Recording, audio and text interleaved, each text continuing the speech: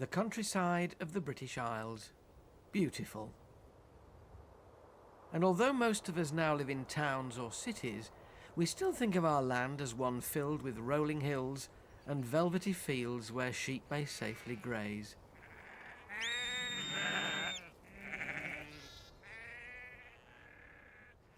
Today, farming's still intricately woven into the British landscape. But 300 years ago, it dominated our way of life. Almost everybody worked on the land. But something that had lain hidden for over 300 million years was about to change all that. A source of energy that would transform the world. And it's right here, underneath my feet.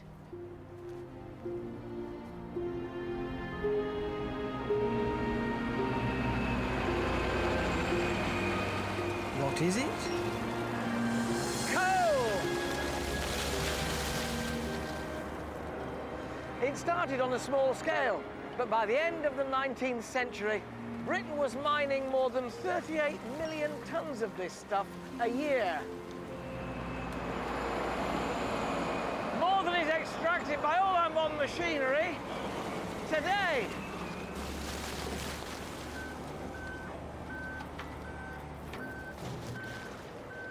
Coal transformed Britain.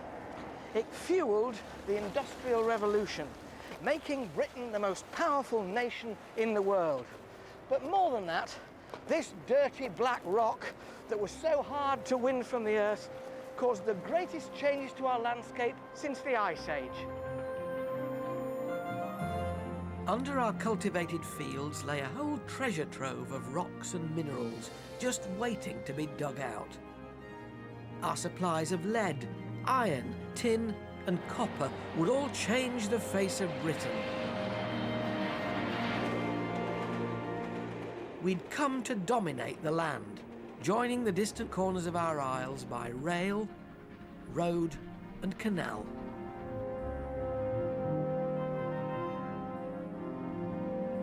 Britain would lead the world with its industrial innovation and urban growth. And London would reflect this newfound power, becoming the biggest city in the world.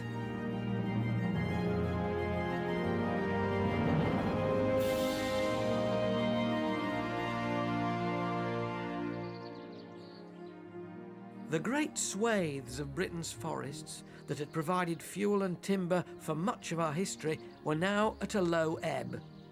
Early industries, though, looked after this precious source of fuel carefully. They harvested the trees in a sustainable way, and we can thank their early management system for the survival of much ancient woodland today. Epping Forest, 6,000 acres that are a sort of living record of the changes we've made to our landscape during the industrial 18th and 19th centuries, and they're especially evident in the convoluted trunks of this old beech tree, a dozen or more of them, looking like something that Arthur Rackham might have illustrated in a children's fairy tale. These ancient, scarred trees with their roughened bark and bulbous growths reflect years of harvesting at the hand of man. In olden days, the wood was cut from the forest in even-sized branches. It was then burnt slowly to remove water vapour and any impurities, producing a clean-burning form of carbon, charcoal.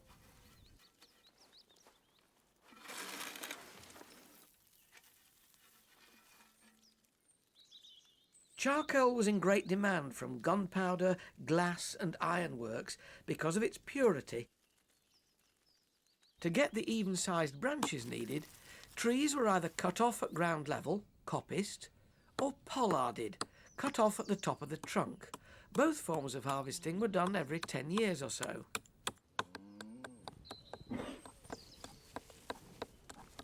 In woodland pasture, the trees were always pollarded like this, keeping the new shoots well away from hungry mouths. If you take a walk in the Forest of Dean, the High Weald or Epping Forest today, you can still see charcoal's legacy.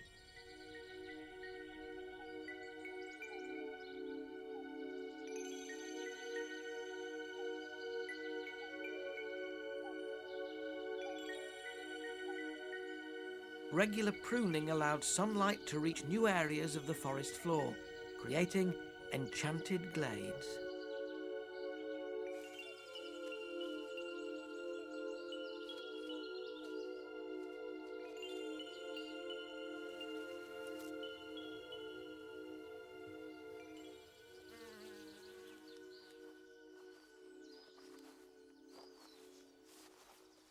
And there's one special creature which was common in Epping Forest right up until the 19th century, but which is now extremely rare right the way across Britain. And this is it. It's a caterpillar, and it feeds on foxgloves in woodland clearings where the sun warms up the air much more quickly than underneath the tree canopy, and as a result, it has a special relationship with man.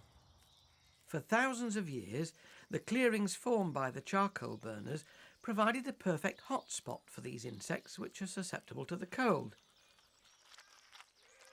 Once they turned into adults, they'd only need to fly the short distance into another coppice clearing to breed.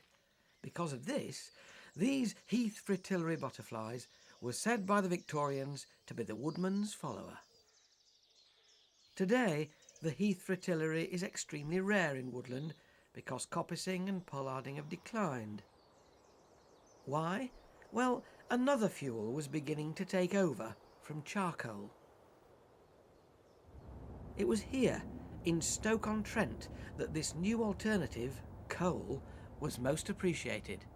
Large quantities of coal and clay were concentrated in the Trent Valley, providing the perfect ingredients for the mass production of pots. The potteries grew up in a rather haphazard way, a bit like my pot here, with one or two small china works like this one at Gladstone, gradually expanding until the entire area was covered in bottle ovens, factories and houses. Each potter would be expected to produce 2,000 of these in a day. That's one every 30 seconds. I think I'm a bit slow.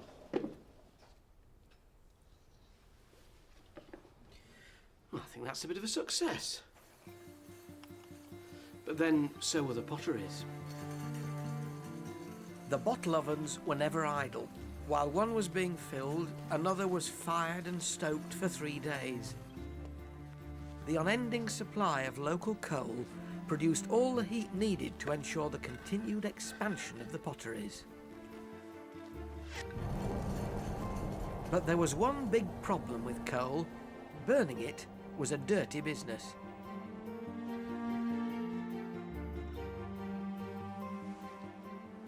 Thanks to a complete lack of government legislation, there came to be 2,000 of these bottle ovens belching their black smoke into the sky, turning this into one of the darkest, dirtiest and unhealthiest places in Britain. This choking pollution was a sign of coal's greatest drawback. While it kick-started the potteries, coal's impurities stood in the way of industrial progress. Solving this problem would remove a major obstacle, and it happened here. This may seem like just another English town, but a closer look reveals its unique past. All of these are made of iron. This is Ironbridge Gorge, where Abraham Darby brought the Industrial Revolution to life. It was here that he introduced a magic ingredient into iron smelting. And this is it. Darby managed to turn the local impure coal into coke. In 1709, he developed a process to heat it up slowly and remove its impurities, producing pure carbon. It was a turning point. Blast furnaces, fuelled by clean-burning coke, were now freed from their dependence on charcoal and the forests that produced it. The expansion of industry had begun.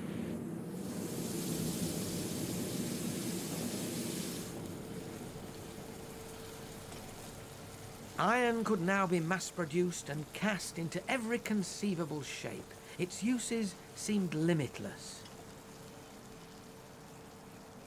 And after all the pattern making and the moulding and the casting comes a large pair of tongs and the moment of truth. a special piece of 225-year-old design that made history. Just knock the centres out with my sprigs. There they go. And we've got the most beautiful piece of ornamental work. It's a radial, one of the 1,700 pieces that were used to create this, the world's first iron bridge. Built in 1779 by Abraham Darby's grandson, it marked 70 years of industrial and engineering progress. Spanning the River Severn, it allowed both the local people and the coal to cross the water safely. It also inspired a new generation of engineers, spurring them on to greater heights and grand designs that are now as much a part of our landscape as our castles and cathedrals.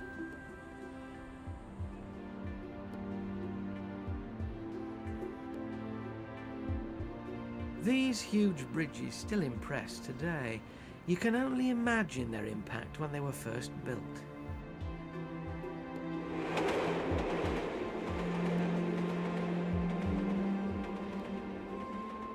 Industry was now manufacturing goods and chattels on a vast scale. The problem was getting them to market. It wasn't like today with our many transport networks. This was still the age of the horse and cart. What was needed was a form of transport that would enable goods to be moved smoothly and efficiently across the country. The canal.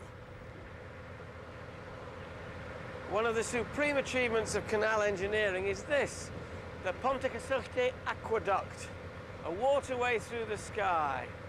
Here you're boating with the angels, 38 metres above the River Dee. On completion, it linked the coalfields and iron foundries of North Wales with the industrial Midlands. Telford's aqueduct is the largest in Britain. It's held together by nuts and bolts and waterproofed with Welsh flannel and boiled sugar. The things you put your trust in. These new waterways that crisscrossed the country were soon claimed by wildlife.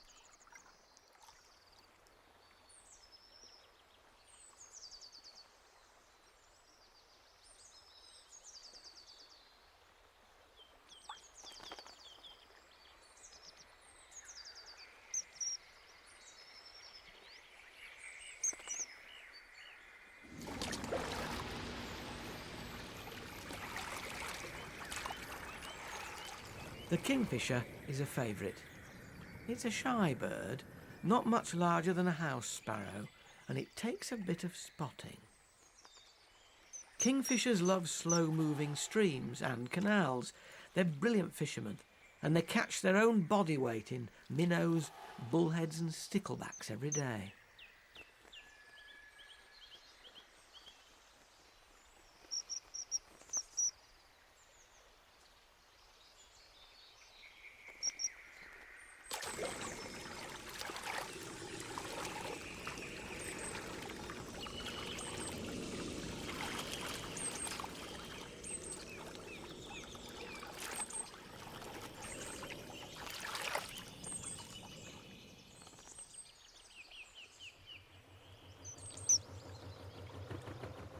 Such spectacular sights from the deck of a narrowboat are thanks to our industrial past. But there was another small guest who wasn't so welcome back then. It challenged the talent and might of the canal engineers and navvies with its own digging prowess. The water vole. This is Ratty from The Wind in the Willows, seen as a pest for burrowing through the waterproofed clay-lined canal walls and causing the odd leak or two. But today, canals have become a sanctuary for what's now one of our rarest mammals. And with sharp eyes, you might spot Ratty.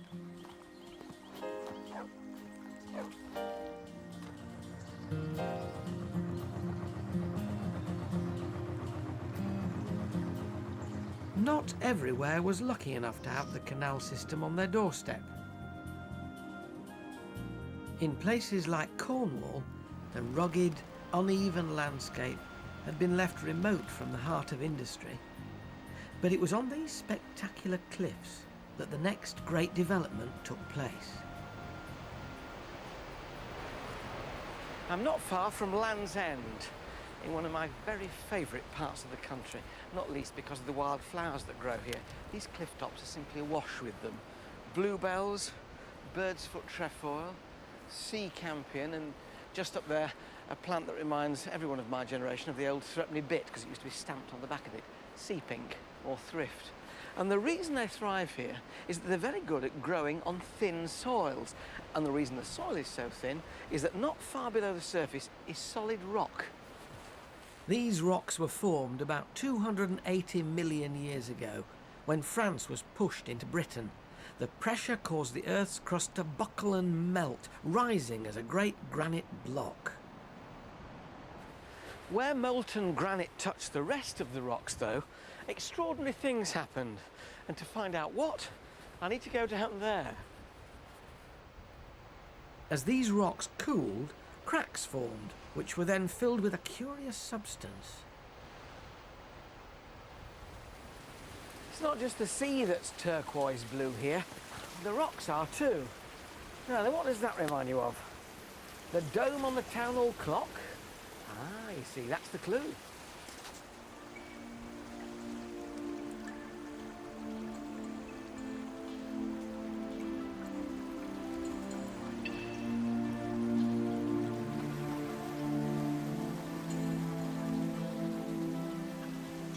This colour comes from copper, and there's tin, iron, silver and arsenic in these rocks too.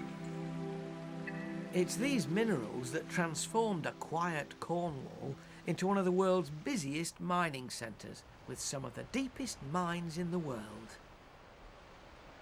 But there was a problem. The shafts were so deep, and the tunnels often stretched for a mile under the sea, and that meant that they were always filled with the drip, drip, drip of water.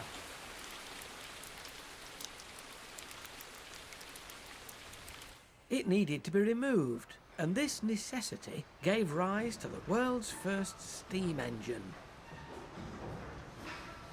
These romantic ruins housed the giant Cornish beam engines used to drain the mines. They're the remains of an industry that once gave half the world its tin.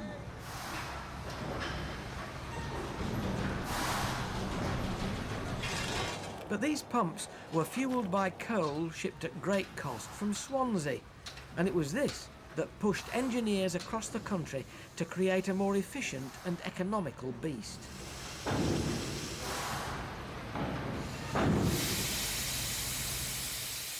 It was a Cornishman, Richard Trevithick, who made a giant leap forward by using pressurised steam to power the engines. In 1803, he created his first railway locomotive, well before Stephenson's rocket, and this little beauty, rather fittingly, was built by Coalbrookdale, at the centre of industrial Britain. OK. Using steam under pressure allowed the engines to become smaller in size. Put them on wheels, and you've got the first locomotive.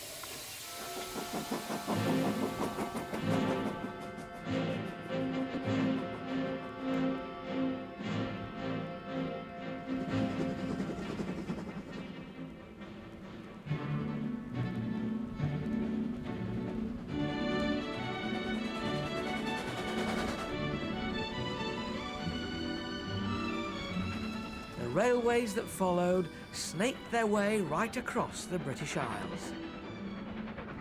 For the first time, villages, towns, cities and industrial centres were all linked together, and the British Isles were suddenly access all areas.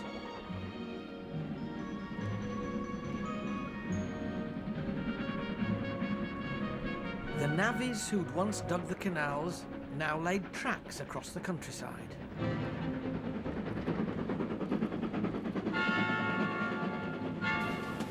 They blasted tunnels through hills and towns and built bridges over rivers, roads and canals.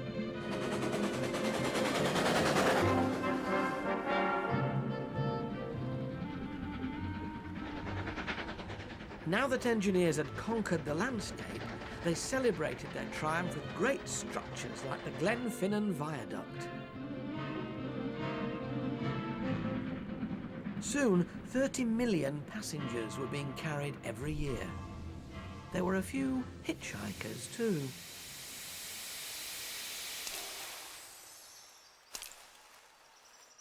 Introduced to gardens for its brilliant magenta flowers, a single rosebay willow herb plant can produce 80,000 seeds a year, every one with a bespoke silk parachute.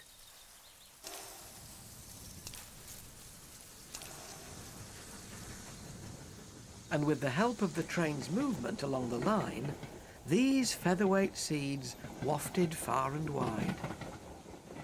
The embankments burnt regularly when sparks landed in the tinder-dry undergrowth, and this provided a perfect place for the seedlings to grow. Thriving on newly burnt ground, and earning for itself the common name of fireweed, rosebay soon spread across the country, reaching the railway's furthest destinations.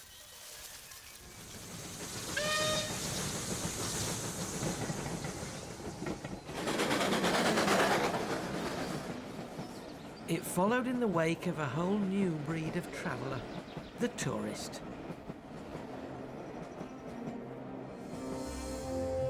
Scotland's countryside had been largely untouched by the effects of the Industrial Revolution, but with easy access by train, that would soon change.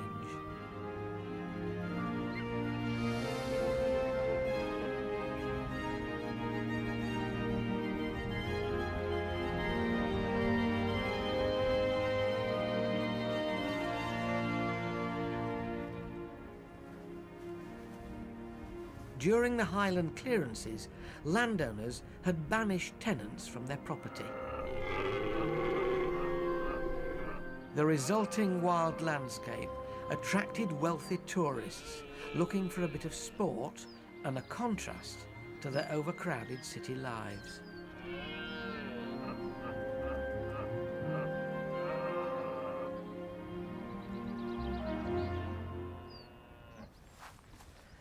But the most prized animal was not a deer, or an eagle, or a sheep.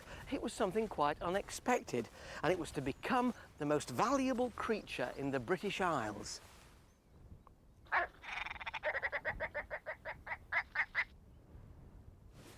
The red grouse.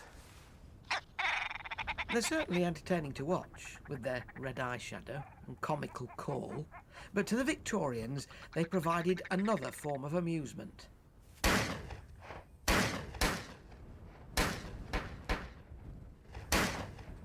The bird became so important that even the Houses of Parliament were closed in time for the start of the summer season, the glorious 12th. At the height of its popularity, one man shot more than 1,000 birds in a day.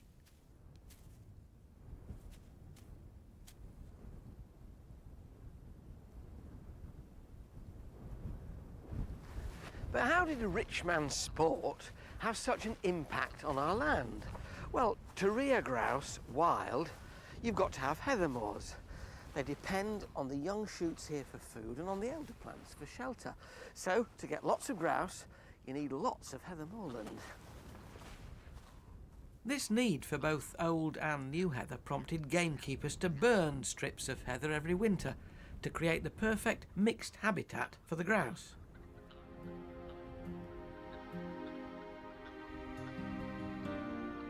So, much of the moorland, which now covers over 1/3 of Scotland, is preserved because of a sport that started almost 200 years ago.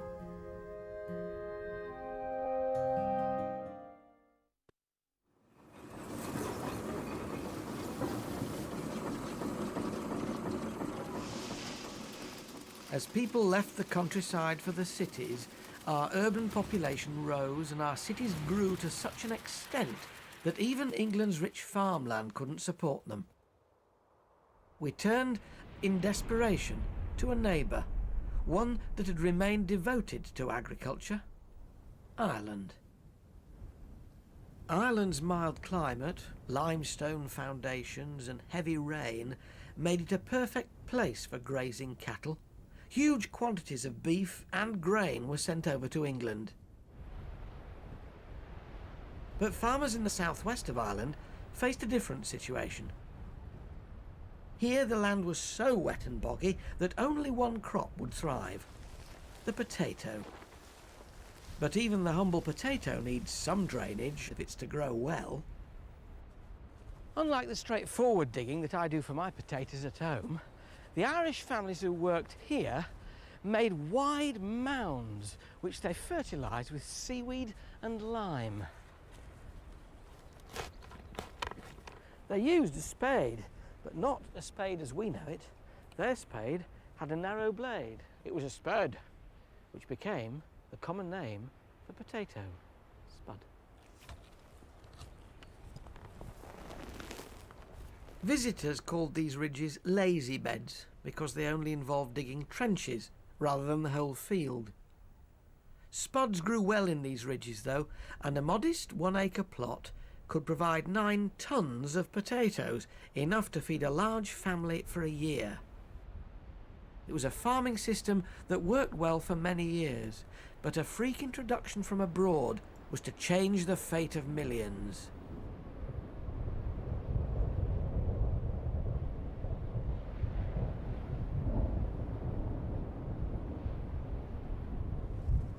In September 1845, disaster struck. Potato blight transformed healthy green plants into a blackened mush in a matter of weeks. And the harvested potatoes succumbed to the same fate.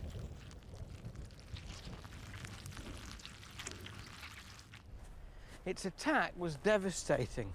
People had favoured one particular variety of potato called the lumper, and when this was hit, millions starved to death.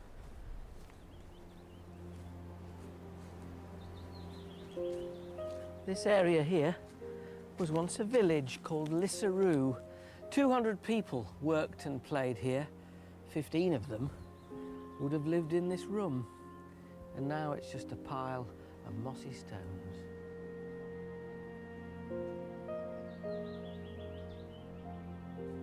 Unable to pay the rent, many thousands of these cottiers were evicted and their homes destroyed.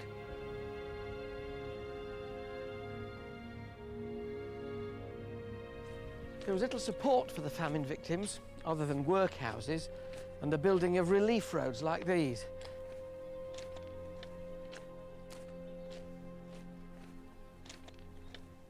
Soon even this support ran out, and this particular road came to a dead end. So did the people. The only alternative to starvation was emigration. Nearly 2 million Irish men and women abandoned their homeland to start a new life across the water. Such a loss had great repercussions on the landscape. Just like the clearances in Scotland, it left the land to nature. Many crossed the Irish Sea in search of work in English cities, swelling their numbers even more. This vast urban population was to have a shattering effect on even the wildest parts of our mainland. This is the Ogwen Valley in Snowdonia, ruggedly beautiful and isolated.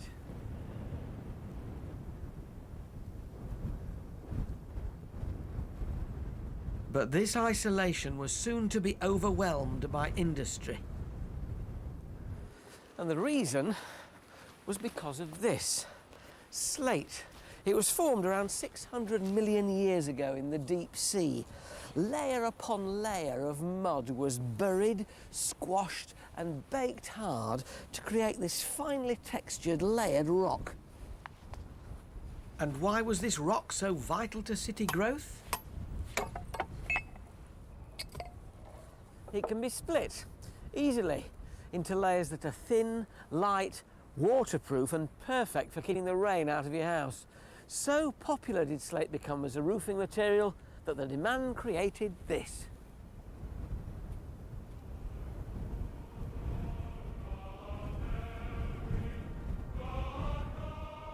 The Welsh slate industry took off dramatically.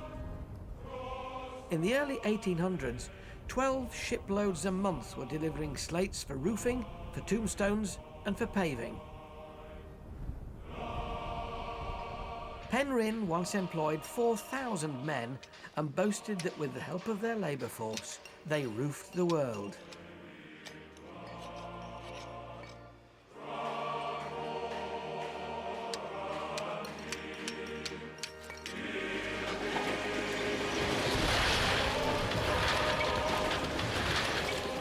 Working here was a perilous business, but despite the difficulties, Penryn at one time produced 110,000 tonnes of finished slate a year. Several of Snowdonia's slate quarries are still being worked today, but that hasn't stopped wildlife from making a home here.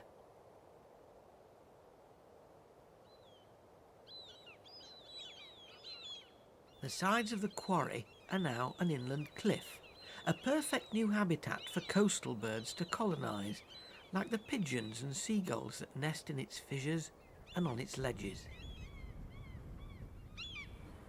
But for me, the most exciting story is that another bird has taken up residence here, the champion of the air, one of our most elegant birds of prey and the fastest creature on Earth, the peregrine falcon.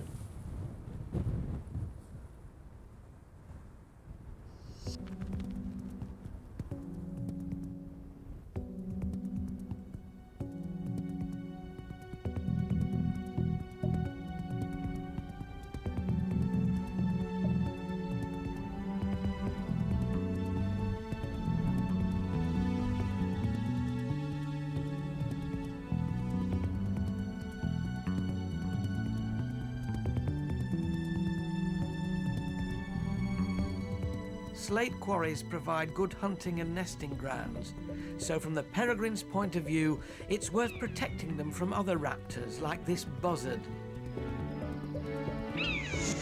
At twice the peregrine's size, a sparring partner like this would daunt a less feisty bird.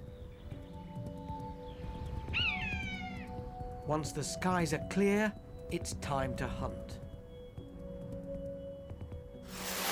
With vision that's 8 times more effective than ours, it can spot its target from a great height. It drops into a stoop and reaches speeds of over 100 miles per hour.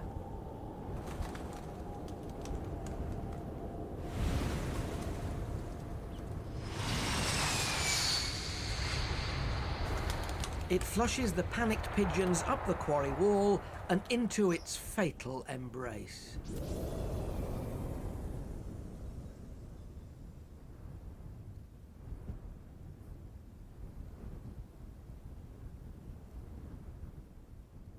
Peregrines have the growth of our towns and cities to thank for this habitat, and the holes left by the tons of slate moved out across the country to roof our homes. And if you've ever wondered why you see so many pigeons around town, it's because all the slate-top buildings are perfect man-made cliffs, home from home.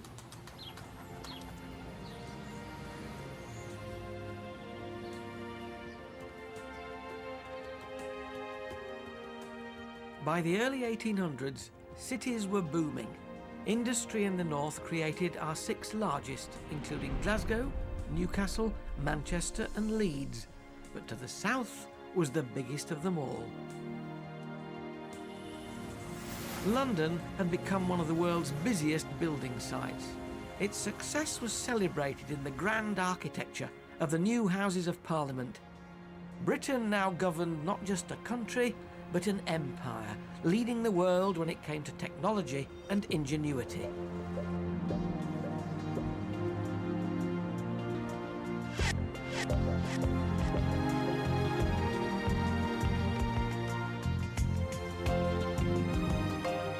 Even today, 19th century architecture and design has influenced some of our most modern structures.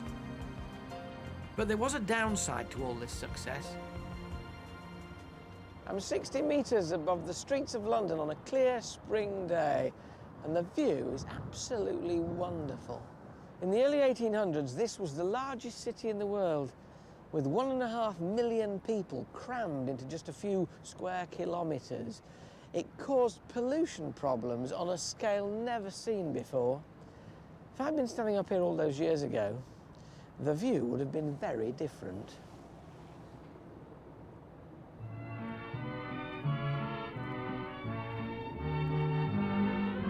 A foggy day in London town had me low.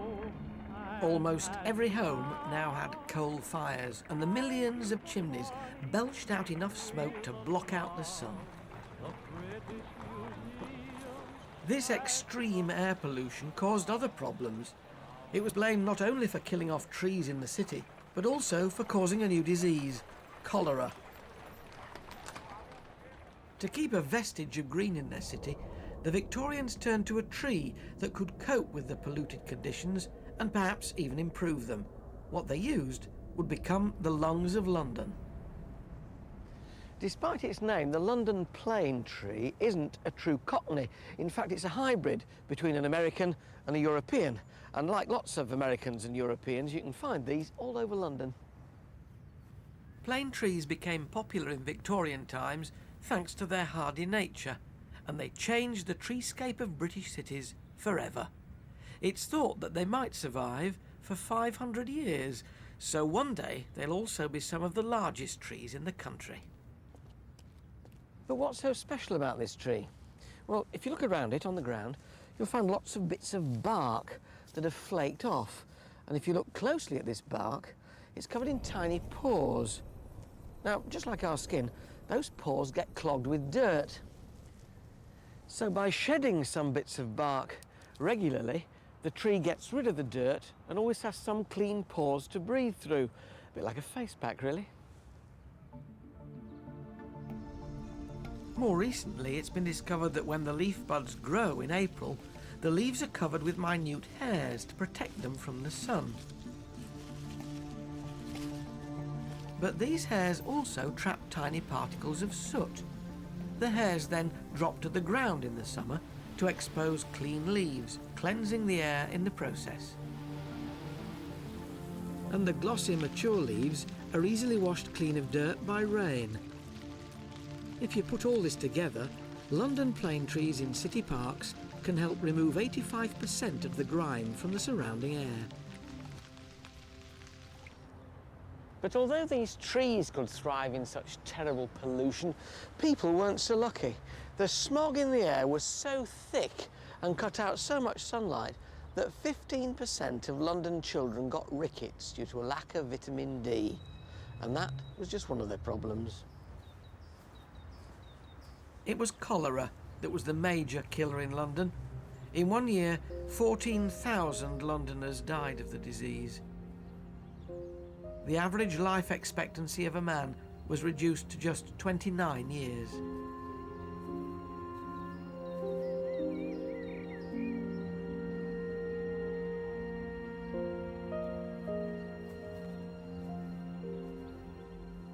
In the early 1800s, 57% of children died before they were 5 years old. And family gravestones like this one reveal the shocking reality. Elizabeth and Hannah were 3 years old, Phoebe was 19 months, and Thomas and David were just 2 months old. Out of 7 children, only 2 made it into adulthood.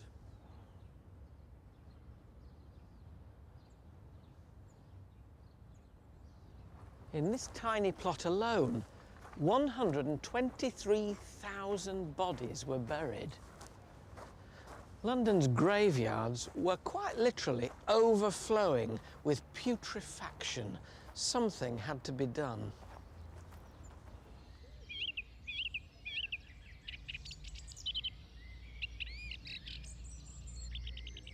Eventually, Parliament passed a bill in 1832 encouraging the establishment of 7 private cemeteries around outer London.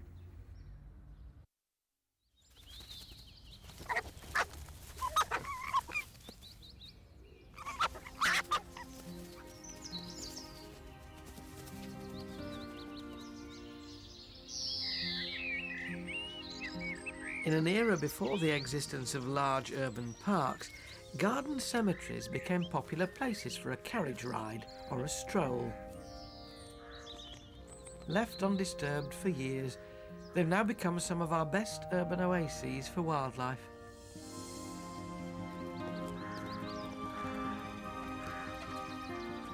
These cemeteries included Kensal Green, Highgate and Brompton.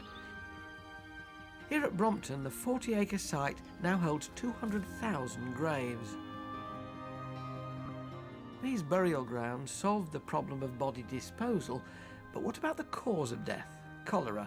Was it due to the bad air?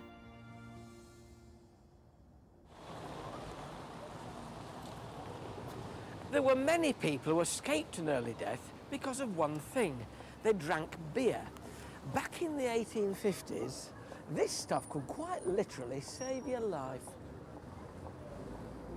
This is the John Snow pub in Soho, named after a Victorian gent who became suspicious when 500 people died of cholera in this immediate vicinity in just 10 days. And he suspected the local water pump. What he did was diabolically simple. He took the handle off the water pump and observed what happened. The outbreak of cholera died away, and he proved once and for all that the disease was carried in polluted water. The consequences of Dr. Snow's discovery were huge. Huge enough to change the face of London's natural landscape.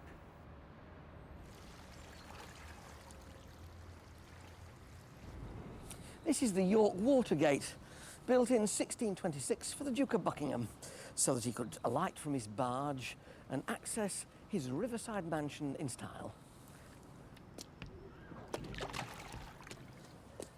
Well, it was all right for him, but it's a bit more difficult for me today in my canoe. And the reason for that is that the river's not here anymore. All that's left is this shallow pond to remind us where old Father Thames used to be. So where's the water gone? Well, it's 100 yards over there, because the path of the Thames was altered. Its banks were walled up to contain the waters and to help relieve London of its foul stench and its cholera epidemics. The ground has now been reclaimed, and in this case, it's the Victoria Embankment Gardens. The course of the Thames was changed forever by these elegant embankments, which walled up its sides and hid a vast new sewage system, a system that finally released cholera's grip on London.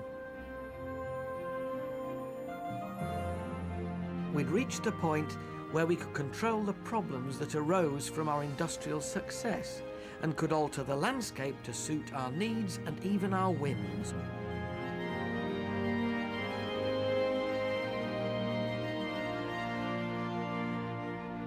But this increasing power eventually made us take a step back and look at what might be lost. Trees that had been nurtured and harvested for thousands of years were now threatened with destruction. But some survivors hung on, like here in Epping Forest. And what's more, they were safe.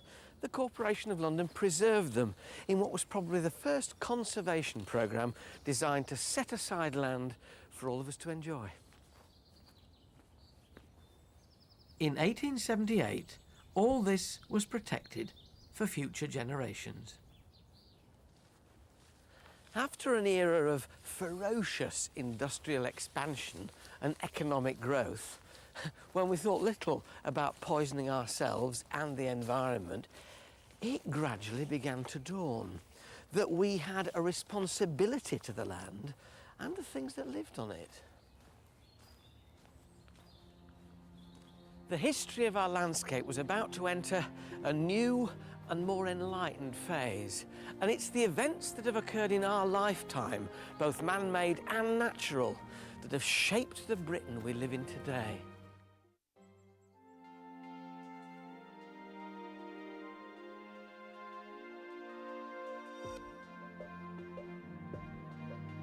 With his regiment in disgrace, Sharp pulls off a spectacular return to glory tonight. Sean Bean leads the charge at 9 on Yesterday.